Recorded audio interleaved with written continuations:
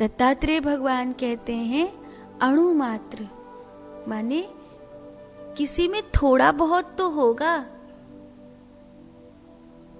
एक अणु जितना। लेकिन दत्तात्रेय भगवान कह रहे हैं तेरा तो अणु मात्र भी विराग रूप नहीं है। विराग मतलब एक तो होता है वैराग्य, एक होता है विराग।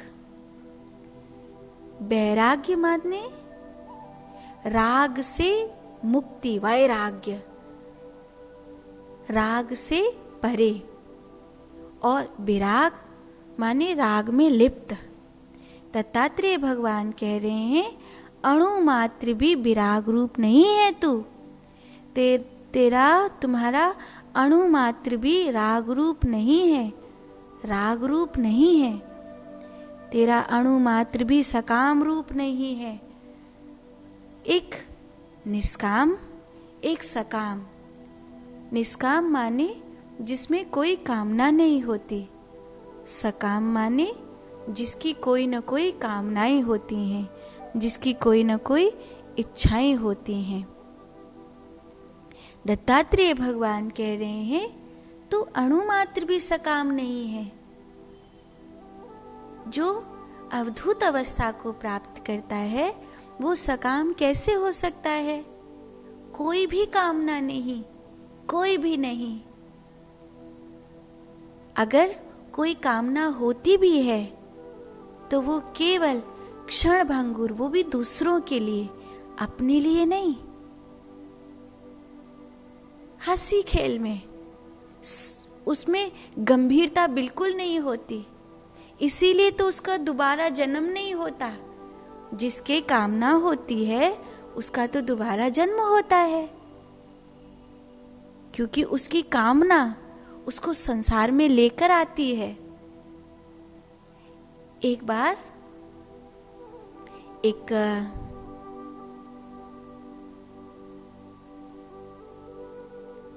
कुकर था, कुत्ता बार बार उस दुकान पर आए।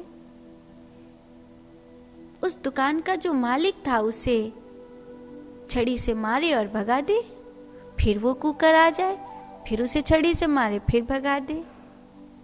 कहते हैं रैदास जी इस दृश्य को देख रहे थे तो मुस्कुराने लगे। तो उनके अनुयायी ने उनको पूछा, गुरुदेव क्या हुआ, ऐसा क्या दिखाई दिया जो आप इस दृश्य को देखकर इतना मुस्कुरा रहे हैं? ऐसा तो इस दृश्य में मुस्कुराने जैसा कुछ भी नहीं है। तो रैदास जी कहते हैं ये जो कुकर है ना, कुत्ता, ये इस दुकान का मालिक है। गुरुदेव क्या बात कह रहे हैं? हाँ, और ये जो इसे छड़ी से मार रहा है ना, ये इसी का वंशज है। अब ये कुकर बन करके आया है, इसे अपनी दुकान की याद आती है, इसे अपनी दुकान से मोह होता है, तो ये अपनी दुकान की ओर आकर्षित होकर आ रहा है। लेकिन इसी का वंशज इसको छड़ी मार मार कर भगा रहा है। ये क्या है? जो सकामता थी, जो ऊर्जा थी, कौन सी ऊर्जा? सकाम ऊर्जा, कामनाएं। वो कामनाएं क्या करी? वो कामनाएं उसको कुकर बना दी, कुत्ता बना दी। कामनाएं कुछ भी बना सकती हैं। कामनाएं आपको उस स्थान पर, जिस स्थान पर आपकी कामनाएं थी, उस स्थान पर वो कुछ भी बना सकती हैं आपको। इसीलिए दत्तात्रेय भगवान कह रहे हैं,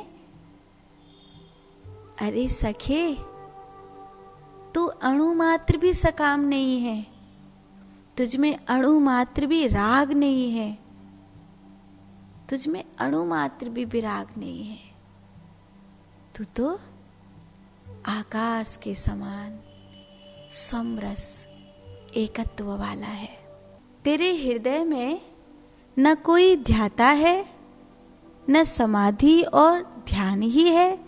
तेरा हृदय में बाह्य प्रदेश भी नहीं है। तेरे हृदय में न ध्येय है, न ही काल जैसी कोई वस्तु है। तू तो ज्ञान स्वरूप है, समरस है, आकाश के समान है। दत्तात्रेय भगवान बहुत बड़ी बात कह रहे हैं। शरीर से जैसे कई बार होता है, लोहे को लोहे से काटा जाता है, लोहे को सोने से नहीं काटा जाता, लोहे को लोहे से काटा जाता है। ऐसे ही अविद्या का नाश अविद्या से किया जाता है। शरीर की जो तृष्णाएं हैं, राग है, कामनाएं हैं, वासनाएं हैं, उत्तेजनाएं हैं, वो सब शरीर के संसाधनों से ही मिटाई जाती हैं। जैसे एक वस्तु या विषय से शरीर में विकार पैदा हुआ, दूसरी विधि से उस विकार को जैसे हम भोजन बनाते हैं तो भोजन में जैसे माँ ने सब्जी बनाई और उस सब्जी में नमक बहुत अधिक हो गया, तो क्या करेंगे, माँ कहेगी थोड़ा सा नींबू निचोड़ लो तो ये नमक जो है नियंत्रण में हो जाएगा।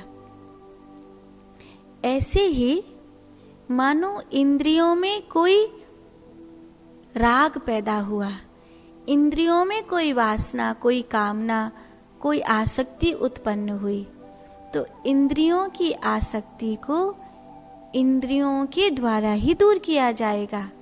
अर्थात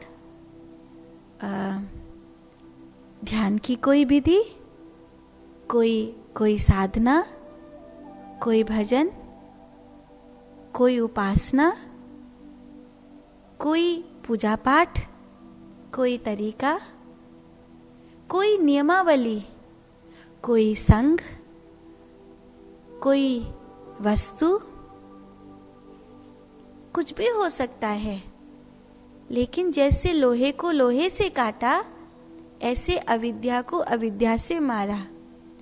ना तो हमें किसी विधि को पकड़ना था और ना तो हमें इंद्रियों की कामना को, आसक्ति को, वासना को पकड़ना था। तो जैसे बिजली से चिपके हुए व्यक्ति को लकड़ी का डंडा मार करके छुड़ाते हैं, एक साधन से घिरे हुए व्यक्ति को दूसरे साधन से निकाला जाता है, दूसरे साधन से पार किया जाता है। तो दत्तात्रेय भगवान कह रहे हैं, तेरे हृदय में न कोई ध्याता है, तेरे हृदय में न कोई ध्याता है, न समाधि और ध्यान ही है। क्योंकि मैंने एक वस्तु से दूसरी वस्तु को हटाया, तो अब जैसे मैं नाव में बैठा और नदी पार हुआ, तो अब मैं नाव को थोड़ी पकड़ के बैठा रहूंगा। नदी भी छोड़ दी मैंने और अब मुझे नाव भी छोड़ देनी है। ऐसे ही मुझे इस संसार से पार जाने के लिए ध्याता की आवश्यकता थी, ध्यान की आवश्यकता थी, समाधि की आवश्यकता थी। तो मैंने संसार सागर को इन विधियों से पार किया, लेकिन अब मैं इन विधियों को पकड़कर थोड़ी बैठा रहूंगा। जैसे मैंने नदी को छोड़ दिया, ऐसे मुझे नाव को भी छोड़ना है। जैसे मैंने शरीर और इंद्रियों की वासनाओं को छोड़ दिया, ऐसे ही इन संसार सागर से पार ले जाने वाली उन विधियों को भी मुझे छोड़ना है। इसलिए दत्तात्रेय भगवान कह रहे हैं, तेरे हृदय में बाह्य प्रदेश नहीं है, तेरे हृदय में न ध्येय है, न ही काल जैसी कोई वस्तु है। माने जन्म मृत्यु ही नहीं है। जहाँ जन्म मृत्यु नहीं है, काल नहीं है, अर्थात समय नहीं है, भूत भविष्य और वर्तमान तीनों जहाँ एक हो गए, तीनों मिलकर जहाँ चौथे पर पहुँच गए, जहाँ तुरिया आ गई है, वहाँ पर कोई बाह्य प्रदेश कैसे हो सकता है।